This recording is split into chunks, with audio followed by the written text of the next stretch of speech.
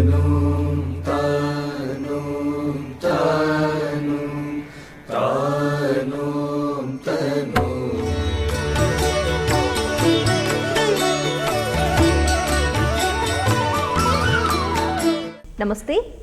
Rise and shine కార్యక్రమానికి స్వాగతం.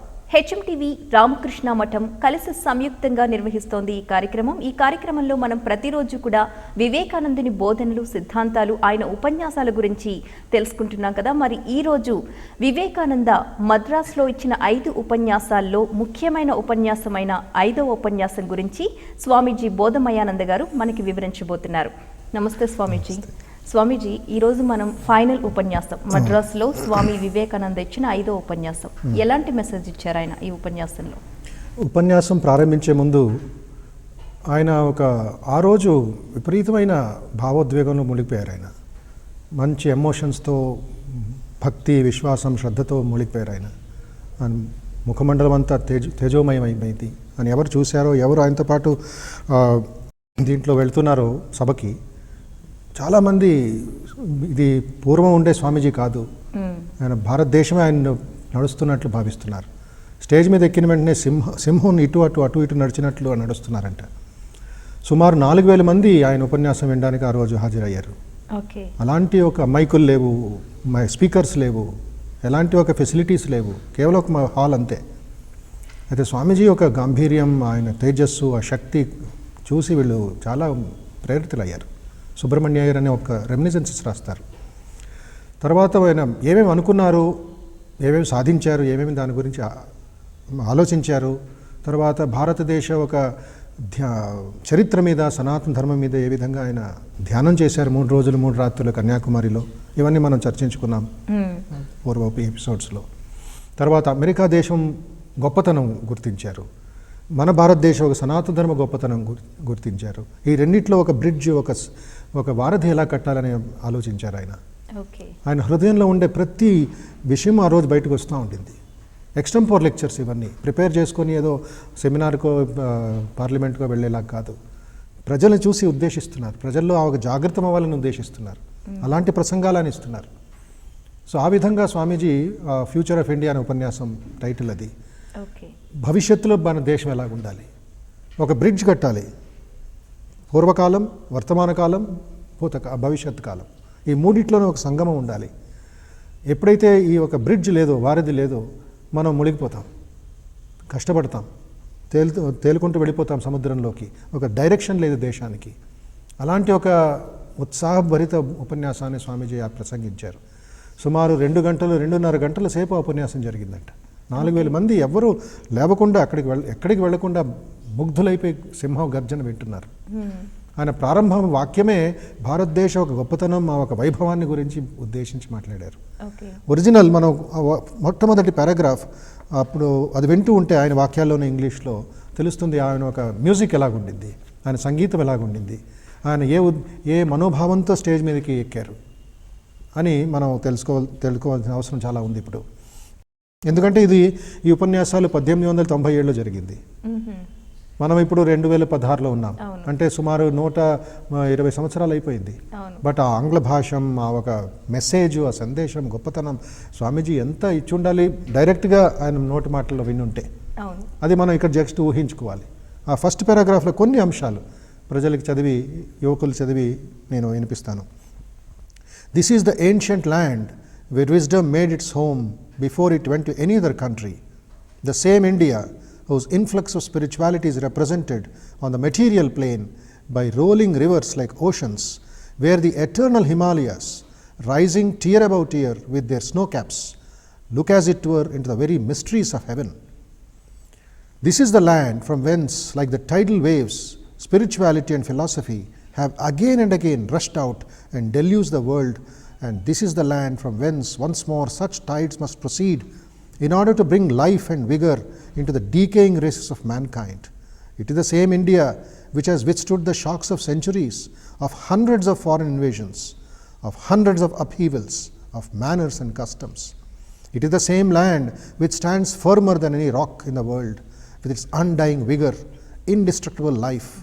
Its life is of the same nature as the soul, without beginning and without end, immortal, and we are the children of such a country. ఇది మొట్టమొదటి 5 నిమిషాల ఉపన్యాసం ఇది. దాంట్లో ఈ 5000 సంవత్సరాల సనాతన ధర్మం ఒక గొప్పతనాన్ని ఉద్దేశించి మాట్లాడుతున్నారు స్వామీజీ. ప్రతి ఒక్కరికి వర్తమానంలో, ఆ సమయంలో, మళ్ళీ భవిష్యత్తులో ఉండే ఒక ఫెయిత్, విశ్వాసం దేశం పట్ల, ప్రేమ దేశం పట్ల, అలాంటి ఒక ఉపదేశం స్వామీజీ ఈ ఫ్యూచర్ ఆఫ్ ఇండియా ఉపన్యాసాలు మనం చదువుతాం. 4-5 పాయింట్లు ఒక మాస్టర్ ఆర్టిస్ట్ లాగా, ఒక ఆర్కిటెక్ట్, దేశం ఒక ఆర్కిటెక్ట్ లాగా స్వామీజీ తయారయ్యారు. ఎందుకంటే మన భారతదేశానికి ఒక రూపం లేదు, ఒక లేఖ లేదు, ఒక ప్రోగ్రామ్ అనేది లేకుండా అయిపోయింది. సో దానివల్ల మన ప్రజలందరూ దిగజారిపోతున్నారు, ఆత్మవిశ్వాసం తగ్గుతుంది. బ్రిటిష్ వాళ్ళు చెప్పిందే సత్యం, వాళ్ళ మాటలే మనకి శాశ్వతం అనే ప్రజల్ని స్వామీజీ ఉద్దేశించి మాట్లాడుతున్నారు. అయితే సౌత్ ఇండియాలో, ఈ దక్షిణ భారతంలో అంతవరకు ఆ బ్రిటిష్ వాళ్ళ ఇన్ఫ్లుయెన్స్ తగలలేదు. అందుకే ప్రజల్లో ఆ ట్రెడిషన్ అనేది, సాంప్రదాయాలు అనేది ఇంకా గొప్పగా ఉండింది. అది స్వామీజీ గుర్తించారు. అందుకే అంటారు, మీరు ఆ సమయంలోకి వెళ్ళి ఆ ఋషుల ఒక సందేశాన్ని మీరందరూ స్వీకరించి, తర్వాత అది బాగా జీర్ణించుకొని, బాగా విని, తర్వాత మీరు భారతదేశ సేవకి అంకితం అవ్వాలి, మీరు మునిగిపోవాలి, తల్లి భారతిని మళ్ళా ఉన్నత స్థానంలో నిలబెట్టాలి. అది మన కర్తవ్యమని 4వ ఉపన్యాసంలో చెప్తారు.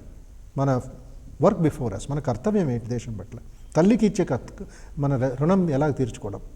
సో ఈ మొదటి పారాగ్రాఫ్ స్వామీజీ అనేది ఏమిటంటే, ఏ భారతదేశం మనం చూస్తున్నాం? ఈ బ్రిటిష్ వాళ్ళ సామ్రాజ్యంలో అణగదొక్కిన భారతదేశాన్ని చూస్తున్నామా, లేక ఋషులు నడుచుకొని వెళ్ళి వేద మంత్రాలు, ఉపనిషత్తులు అలాంటి ఒక గొప్ప భారతదేశాన్ని చూస్తున్నామా? చూడవలసిన కర్తవ్యం ఏమిటి?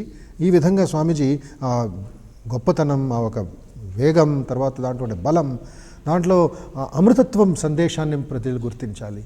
ముఖ్యంగా వివేకానంద ఒక గొప్పతనం ఏమిటంటే, ఆయన ఉపన్యాసాల్లో సుమారు 4000 మంది ఉన్నా కూడా దానికి అట్లీస్ట్ ఒక 2000-3000 మంది యువతీయులు ఉండేవారట.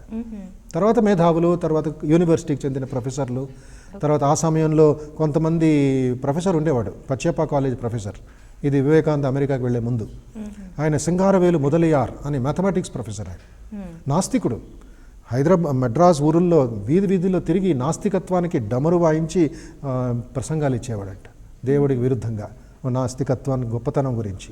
అలాంటి ఆయన ఈ వివేకానంద వచ్చాడు, ఇంకా ఎవరైనా ఇన్ని పాఠాలు నేర్పిద్దాం మనం, ఈయన పెద్ద సన్యాసి అంట, దేవుడు అంట, ఇదంట అని అహంకారంతో వెళ్తాడు, అభిమానంతో వెళ్తాడు. సింగారవేలు మొదలయ్యారు. స్వామీజీ ఏం మాట్లాడకుండా జస్ట్ ఆయన కళ్ళని ఆ ప్రొఫెసర్ మీద వేసి జస్ట్ భుజం తడతారు అంతే. తట్టిన వెంటనే ప్రొఫెసర్ ఎక్కడ లేని ఆయన మృదుత్వం, ఆ భక్తి లోపల గంభీరంగా ఉండిపోయింది, అది అడిగిపోయింది, అది లోపల హిడెన్ అయిపోయింది. అలాంటి ఒక ప్రొఫెసర్ మెల్ట్ అయిపోతాడు, కరిగిపోతాడు. సూర్యుడి ముందు ఐస్ ఎలా కరుగుతుందో ఆ విధంగా కరిగిపోయి స్వామీజీ దగ్గర కూర్చుండిపోతాడు. స్వామీజీ తమాషా చేస్తారు. జూలియస్ సీజర్, ఈ దేశభక్తుడు, రాజా, అతను ప్రపంచమంతా జయించేశాడు. జూలియస్ సీజర్ జయిస్తూ జూలియస్ సీజర్ గురించి పుస్తకాల్లో చదువుతాం మనం. Caesar came, Caesar saw, Caesar conquered. Caesar వచ్చాడు, చూశాడు, జయించేసి వెళ్ళిపోయాడు. అంత స్ట్రాంగ్ కింగ్ అతను, రోమన్ కింగ్. అదే మాట స్వామీజీ ఇతను అంటాడు, బట్ కొంచెం మారుస్తారు అతన్ని. సింగారవేలు మొదలయ్యారు came, he saw, but he was conquered. జయింపబడ్డాడు, అతను నన్ను జయించలేదు, ఐ కాంకర్డ్ హిమ్ అని. అప్పటి నుంచి ఆ పచ్చప్ప కాలేజ్ మ్యాథమెటిక్స్ స్టూడెంట్స్ అందరూ స్వామీజీ స్టూడెంట్స్ అయిపోతారు, శిష్యులు అయిపోతారు. వాళ్ళందరూ ఈ గొప్ప ప్రోగ్రామ్స్ని ఆర్గనైజ్ చేస్తారు మెడ్రాస్ నగరంలో, చెన్నైపురి. సో ఈ ప్రసంగంలో స్వామీజీ వాళ్ళని ఉద్దేశించి ప్రతి వర్తమాన యువకులు, స్టూడెంట్స్, మన ప్రజలు ఈ ఉపన్యాసాలు చదవాలి. ఈ 5 ఉపన్యాసాలు ముఖ్యంగా చదవాలి. లాస్ట్ స్వామీజీ, ఎందుకంటే ఆయన భారతదేశ ఒక ఫ్యూచర్ ఎలాగ ఉండాలి, పూర్వకాలం, వర్తమాన కాలం, భవిష్యత్ కాలం, ఈ మూడిట్లోనూ ఒక ట్రయాంగిల్ లాగా మనం ఆలోచిస్తూ ఉండాలి అని స్వామీజీ చాలా చక్కగా చెప్తూ ఉంటారు. మరొక స్వామీజీకి ఒక ఆలోచన వచ్చింది అక్కడ. ఏమిటంటే, ఆయన అమెరికాలో ఉన్నప్పుడు వేరే ప్రసంగాలు విషయాలు మాట్లాడుతున్నప్పుడు ఈ పూర్వకాలం గురించి ఎక్కువ చెప్తూ ఉంటారు. వేదాల ఉపనిషత్తుల కాలం, ఆ ఋషుల ఒక పరంపర, ఋషుల ఒక జీవితం ఎలాగుండింది, దాని గురించి మాట్లాడుతూ ఉంటారు. ఎవరు అన్నారు, స్వామీజీ మాటికి మీరు ఆ పూర్వకాలం గురించి చెప్తున్నారే, ఎందుకు అంత దాని గురించి మనం పట్టించుకోవాలి, అదంతా పాతది కదా, దాంట్లో ఏముంది అని మూఢనమ్మకాలు కదా అని చెప్తూ ఉంటే స్వామీజీ అంటారు, ఇక్కడ వచ్చిన మీ చిక్కు, ఇక్కడ మీరు ఆగిపోయారు. ఎప్పుడైతే పూర్వకాలం ఆ హిస్టరీని, ఆ చరిత్రని, ఆధ్యాత్మికతని మీరు గుర్తించలేదో అప్పుడే ఈ వర్తమానంలో మీకు ఆ జ్ఞానమే లేదు. మీకు మన గొప్పతనం ఏమిటి? ఈ భారతదేశ గొప్పతనం పూర్వకాలం ఉండే ఆ స్ట్రెంగ్త్, పూర్వకాలంలో ఉండే ఆ వైభవం, ఆ తేజస్సు, ఆ ధ్యానం, ఆ తపస్సు, అది మన గొప్పతనం. Compare to France, Europe, America, వాళ్ళలో పూర్వకాలం అనేది ఏం పెద్ద మనం చదవము. జస్ట్ దీంట్లో అడవుల్లో పరిగెడుతూ బతికేవాళ్ళు. అలాంటి గొప్పతనం మనం ఏమి సాధించలేదు వాళ్ళు.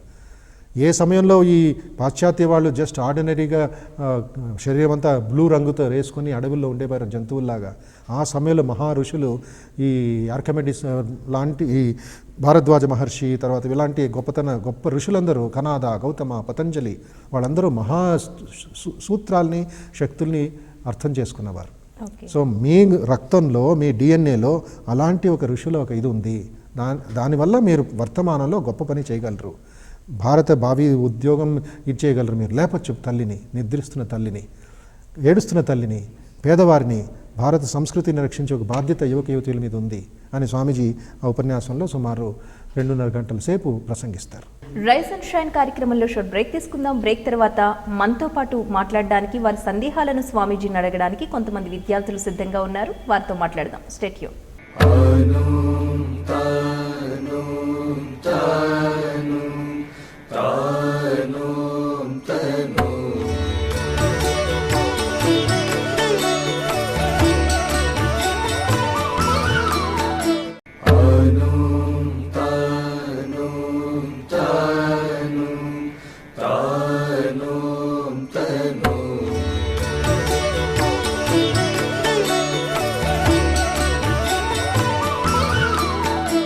Welcome back to rise and shine.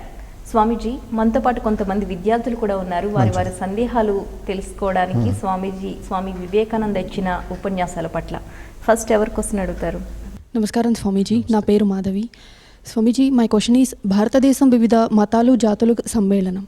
ప్రతి వ్యక్తి వారి వికాసానికన్నా, దేశ వికాసానికన్నా, వారి మతం యొక్క వికాసం, కులం యొక్క వికాసం కోసం ఎక్కువగా కృషి చేస్తున్నారు.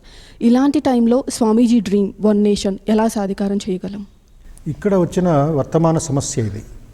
పూర్వకాలం ఒక్కొక్క గ్రామాల్లో, ఒక్కొక్క పట్టణాల్లో, నగరాల్లో ఇలాంటి కొన్ని గ్రూప్స్ తయారై ఉండింది. వాళ్ళ కుటుంబాలకి, వాళ్ళ పల్లెటూరుల్లో, వాళ్ళ నగరాల్లో ఉండే ప్రజలకి, స్త్రీలకి రక్షణ కల్పించేవారు. ఎందుకంటే మన హిస్టారికల్గా చూస్తే ఈ ఆంగ్లేయుల ఆక్రమణ కంటే ముందు మొఘల్ ఆక్రమణం, దానికంటే ముందు ఇటు పాండిచేరి వైపు ఫ్రెంచ్ ఆక్రమణం, అటు డచ్ ఆక్రమణం, రకరకాల మంది వేరే వేరే దేశాల నుంచి వచ్చి వాళ్ళ సంప్రదాయాల్ని, వాళ్ళ ఇవన్నీ పెడుతూ కన్ఫ్యూజ్ చేసేవారు మన ప్రజల్ని. అందుకే ఆ సమయంలో ఎవరు హై కుటుంబంలో ఉండేవారో, తర్వాత పేద కుటుంబంలో ఉండేవారో, వేరే జాతుల్లో ఉండేవారు, వీళ్ళందరూ ఆ గ్రూప్స్ తయారు చేసుకుని ఇచ్చేసుకున్నారు. అది ఆ సమయంలో అవసరం ఉండింది. ఆ జాతి అనేది కానీ, కులం అనేది కానీ, మతం అనేది కానీ. అప్పుడు ఆ ఏరియా ప్రజలకి, స్త్రీలకి ఎంత రక్షణ ఉండింది. అప్పుడు వాళ్ళు శాంతిమయ జీవితం గడిపేవారు. స్వామీజీ దీన్ని అర్థం చేసుకుంటారు, దీన్ని కూడా గుర్తిస్తారు. ఆయన ఎలా గుర్తిస్తారు? భారతదేశం మొత్తం ఆయన పర్యటించి ఈ ఒక సమస్యని అర్థం చేసుకుంటారు. ఏ సమయంలో 1000 సంవత్సరాల ముందు ఆ కులం ఉండింది, జాతి ఉండింది, అలాంటి ఒక అవసరం ఉండింది. అయితే ఈ వర్తమాన కాలంలో ఆంగ్లేయుల దీనివల్ల యూనివర్సాలిటీ డెవలప్ అవుతుంది. దేశ విదేశాలతో మనం ఇది చర్చించుకుంటున్నాం. యూనివర్సల్ అవుతుంది ప్రాబ్లమ్స్, సమస్యలు. ఇప్పుడు దాని ఒక జాతి అనేది ఒక నారో మైండెడ్గా మనం అర్థం చేసుకోకూడదు అని స్వామీజీ దాన్ని ఇదిస్తారు. ఈ ఫ్యూచర్ ఆఫ్ ఇండియా ఉపన్యాసంలో స్వామీజీ చెప్తారు, రూట్ ఆఫ్ ది ప్రాబ్లంకి వెళ్ళాలి. మనం ప్రజలకు చెప్పాలి అసలు జాతి అంటే ఏమిటి, కులం ఏమిటి. జాతి అనే ఒక పదం తీసుకుంటే ఇంగ్లీష్లో అది స్పీషీస్, మానవ జాతి, పశు జాతి, చెట్టులో ఒక జాతి. అది మన కాస్ట్కి, మన దీనికి అది అన్వయిస్తే సరైన అర్థం కాదు అది. సో ఇక నాలెడ్జ్ని ప్రజలకు ఇవ్వాలి. గ్రామాల్లో, తెలంగాణలో, ఆంధ్రాలో, కర్ణాటకలో, కేరళలో ఇంకా అలాంటి అస్పృశ్యత, ఇంకా అలాంటి నెగటివ్ అవుతుంటే దేశం ఎలాగ అభివృద్ధి పొందుతుంది, సాధిస్తుంది, ఎలాగ మనం యూనివర్సల్ అవుతాం. అందుకే స్వామీజీ అన్నారు, ఒక్క ఊపులో అమెరికా ఇదంతా ఎందుకు అయిపోయింది, అక్కడ ఈ కులం గురించి, జాతి గురించి ఎక్కువ ప్రాధాన్యత ఇవ్వరు. బట్ అమెరికాలోనూ ప్రాబ్లమ్స్ ఉన్నాయి, యూరోప్లోనూ ప్రాబ్లమ్స్ ఉన్నాయి. బ్లాక్స్, వైట్స్, రెడ్ ఇండియన్స్, రకరకాల ప్రాబ్లంలు ఉన్నాయి. మన దేశంలోనూ అనే ప్రాబ్లంలు ఉన్నాయి. అక్కడ లేవు, ఇక్కడ లేదు, ఇక్కడ ఎందుకు ఉంది అని మనం ఎక్కడా చూడడానికి లేదు. అన్ని దేశాల్లోనూ ఈ సమస్యలు ఉన్నాయి. కొంతమంది ఈ మేధావులు, కొంతమంది డిస్కషన్ జరుగుతూ ఉంటాయి మీడియాలో, ఇదంతా అది గుర్తించకుండా అక్కడ ఏమీ లేదు, అంతా యూనివర్సల్. ఎవరు చెప్పారు అది? అక్కడనూ రెడ్ ఇండియన్స్ ఉన్నారు, అక్కడనూ బ్లాక్స్ ఉన్నారు, వాళ్ళని దూరం పెడతారు. బ్లాక్స్ ఏ హోటల్కి రాకూడదని ఒకప్పుడు ఉండింది, ఉద్యమాలు వచ్చాయి. అయితే మనలో ఆ ఒక వైలెంట్ ఉద్యమాలు లేకుండా ఈ ఒక సైకలాజికల్ యుద్ధమాలు జరుగుతున్నాయి గ్రామాల్లో. సో స్వామీజీ చెప్పింది ఏంటి? గ్రామస్తులకి, పేదవాళ్ళకి, అంటరాయి వాళ్ళకి ఎడ్యుకేషన్ ఇవ్వండి, వాళ్ళలో ఆ ఒక హయ్యర్ ఆనందం ఇవ్వండి, శక్తి ఇవ్వండి, వాళ్ళ చైతన్యం ఉంది అని చెప్పండి. అప్పుడు ప్రతి ఒక్కళ్ళను హయ్యెస్ట్ లెవెల్కి వెళ్ళే అవకాశం ఉంది. అప్పుడు జాతి అనేది, కులం, మతం అనేది ఆ భేదాలు పోయి ఐక్యత్వం, యూనిటీ ఇన్ డైవర్సిటీ. ఒకే చెట్టులో ఎప్పుడూ తీపి పండులు పెరగవు, కొన్నిసార్లు చేదు పండ్లు కూడా పెరుగుతాయి. అది అని చెప్పి నువ్వు చెట్టే బాగాలేదు, చెట్టే నరికేద్దామంటే అది భారతదేశం ఒక గొప్పతనం కాదు. We have to learn from the past, work in the present and become better great in the future. ఆ ఋషి గుణం, ఆ ఋషులు అంటే కేవలం గడ్డం పెంచుకొని, మాలలు వేసుకొని, నామాలు వేసుకొని ఒక వేషభూషణాలు ఋషులు కాదు. ఋషి ఈజ్ ఎ ప్రిన్సిపల్, తత్వం అది, ఒక శాస్త్రం అది, డీప్ మెడిటేషన్ అది.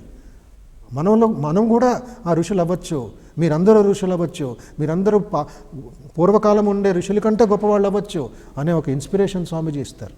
అది కేవలం ఇన్స్పిరేషన్ మాత్రం కాదు, ప్రాక్టికల్ ఐడియా అది స్వామీజీయే తయారు చేశారు. ఈ రామకృష్ణ మఠం స్థాపించడం, ఎన్నో శాఖలు ట్రైనింగ్ సెంటర్ స్థాపించడం, హైదరాబాద్ మఠంలో ఈ హ్యూమన్ ఎక్సలెన్స్ ఉండడం, ఇవన్నీ ఫార్ మేకింగ్ మ్యాన్. ఆ ఋషి గుణాన్ని బయటికి తీసుకొచ్చే ఒక వెలుగు, ఒక జ్యోతి, ఒక ఆదర్శం స్వామీజీ మన ముందు పెడతారు. సో ఈ జాతి, కుల, మత భేదాలు ఒక రియల్ నాలెడ్జ్ని, రియల్ ఎడ్యుకేషన్ని మన ప్రజలకు తీసుకువెళ్ళాలి. అది మీ యువక యువతుల బాధ్యత అని స్వామీజీ చెప్తూ ఉంటారు. Right, next question. స్వామీజీ, ఆదర్శం ఉన్న వ్యక్తి 1000 తప్పులు చేస్తే, ఆదర్శం లేని వ్యక్తి 50,000 తప్పులు చేస్తారని స్వామి వివేకానంద చెప్పారు. ఇక్కడ ఆదర్శం అంటే ఏంటి స్వామీజీ? ఆదర్శం సంస్కృతంలో దర్శనం అనే ధాతువు నుండి వచ్చింది. అది దర్శనం అని సంస్కృతంలో మనం ఇంగ్లీష్లో అర్థం, మన తెలుగులో అర్థం చేసుకోవాలంటే అద్దం. దేన్ని మనం దర్శించుకొని మన ముఖం చూస్తామో అది ఆదర్శం. ఎందుకు మనం ప్రతిరోజు మన ముఖం చూసుకుంటాం? తల దూకోవడానికి, పళ్ళు దూకోవడానికి, ముఖం వాష్ చేసుకొని చూసుకోవడానికి. ఎందుకంటే మనలో ఉండే తప్పుల్ని అది కరెక్ట్ చేస్తుంది. మనమే కరెక్ట్ చేసుకోవచ్చు. ప్రతిరోజు సైకాలజీ ప్రకారం ఒక వ్యక్తి, ఒక అమ్మాయి కానీ అబ్బాయి కానీ 15-20 సార్లు తన ముఖం చూసుకుంటారంట. ఎందుకంటే వాళ్ళు చూసుకుంటే ఒక సాటిస్ఫాక్షన్, ఒక కాన్ఫిడెన్స్. అది చూసుకుంటూ వాళ్ళు కరెక్ట్ చేసుకుంటారు. హెయిర్ స్టైల్లో వాళ్ళ ముఖమో, జిడ్డో, ఏదో మసి ఉండొచ్చో అది కరెక్ట్ చేసుకుంటారు. ఈ ఆదర్శం అనేది అక్కడ మన అన్వయిస్తుంది. That in which we can see and correct our self. ఉన్న స్థితి నుండి ఉన్నత స్థితికి వెళ్ళడానికి. ఫస్ట్ స్టాండర్డ్ అబ్బాయికి వాళ్ళ అమ్మే ఆదర్శం. 5th స్టాండర్డ్ 10th స్టాండర్డ్ వాళ్ళ ఫ్రెండో, ఒక టీచరో, ఒక గురువో వాళ్ళకి ఆదర్శం అవుతారు. ప్రతి లెవెల్లోనూ ఆదర్శం పెరుగుతూ వెళుతుంది. కొన్ని ఆదర్శాలు మనల్ని అక్కడే స్టాగ్నేట్ చేసేస్తాయి. అందుకే స్వామీజీ అంటారు దట్ ఐడియల్ ఏమిటి ప్రతి ఒక్కరికి అవసరం. ఎందుకంటే ఆ హయ్యర్ లెవెల్కి బూస్టర్ కావాలి. ఇప్పుడు శాటిలైట్స్ పంపిస్తారు ఇస్రో వాళ్ళు, నాసా వాళ్ళు. ప్రతి రాకెట్కి 4 ఉంటాయి, 4 బూస్టర్స్ ఉంటాయి. 10,000 అడుగుల వరకు ఒకటికి పనిచేస్తుంది. అది దాని పని అయిపోయింది, అది పడిపోద్ది బే ఆఫ్ బెంగాల్లో. రెండోది తీసుకుంటుంది, మూడోది తీసుకుంటుంది. గ్రావిటేషనల్ ఒక గురుత్వాకర్షణను భేదించి అది పైకి వెళుతుంది. అప్పుడు దానికి హయ్యర్ ఆల్టిట్యూడ్లో ఆర్బిట్లో గ్రావిటీ అలా ముందుకు వెళుతూ ఉంటుంది. బట్ ఆ 40,000 అడుగులు, 50,000 అడుగులు పైన వెళ్ళడానికి, కిలోమీటర్స్ వెళ్ళడానికి ఆ బూస్టర్ చాలా అవసరం. ఆదర్శం అది. So we have to go up. ఎక్కడ ఆగిపోతావు నువ్వు? నీ చదువుల్లోనో, నీ పనుల్లోనో, నీ ఉద్యోగంలోనో ఎవరు నీకు అసలు కీ? నీ ఇగ్నిషన్ ఎవరు? మన చరిత్రలు చదువుతుంటే, గొప్పవారి చరిత్రలు చదువుతూ ఉంటే అబ్దుల్ కలాంకి ఆదర్శం వాళ్ళ సొంత టీచర్, వాళ్ళ అమ్మ సుబ్రహ్మణ్య అయ్యర్, మ్యాథమెటిక్స్ ప్రొఫెసర్, ఆయన ఇంగ్లీష్ ప్రొఫెసర్ సెయింట్ జోసెఫ్స్ కాలేజీలో. వివేకానందకి రామకృష్ణ ఆదర్శం, అర్జునుడికి శ్రీకృష్ణ ఆదర్శం. సో ఆ విధంగా ప్రతి ఒక్కరికినూ, బిల్ గేట్స్కి వారెన్ బఫే ఆదర్శంగా ఉండేవాడు. బిల్ గేట్స్కి ఎవరు వారెన్ బఫే అని తెలియదు ఒకప్పుడు. అయితే కలిసిన తర్వాత నువ్వే నా గురువు అని బిల్ గేట్స్ స్వీకరించాడు. ప్రతి ఒక్క మహాత్ముడికి వాళ్ళ జీవితంలో ఆదర్శం. కొన్ని రోజుల ముందు ఇన్ఫోసిస్ నారాయణమూర్తి గారి భార్య సుధామూర్తి ఇంటర్వ్యూ మీడియాలో వచ్చింది. ఆవిడ అంటుంది, నా ఆదర్శం ఉపనిషత్తులు, నా ఆదర్శం బుద్ధుడు. ఆ త్యాగం గురించి, కోరికలు కంట్రోల్ చేసుకోవడానికి.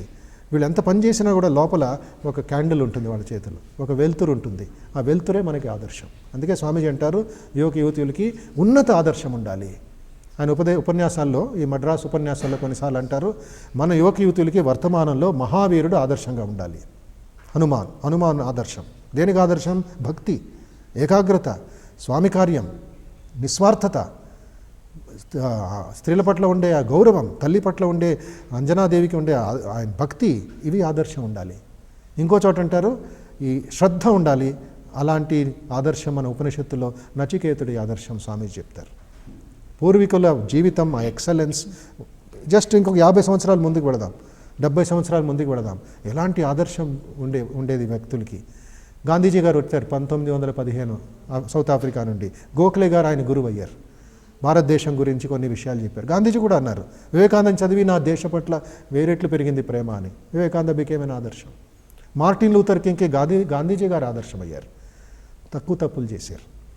హ్యూమన్ నేచర్ తప్పులు చేయడం, బట్ పశువులాగే ఉంటే ఎక్కువ తప్పులు చేస్తూ ఉంటే నీకు జీవితం ఎలాగే ముందుకెళ్తుంది. సైన్స్లో, మ్యూజిక్లో, ఆర్ట్స్లో ప్రతి దాంట్లోనూ ఈ ఐడియల్ అనేది చాలా అవసరం. That which takes you to higher levels of excellence. అది మా యువకులు గుర్తించాలి. సో ప్రతి మనిషికి ఒక ఉన్నతమైన ఆదర్శం అనేది ఉండాలి అనేది చాలా అవసరం ఆలోచన.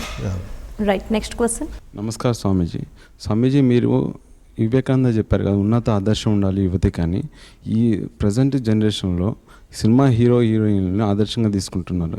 దీనికి మీకు సమాధానం మరి? ఇది చాలా పెద్ద సమస్య యువతీయుల్లో.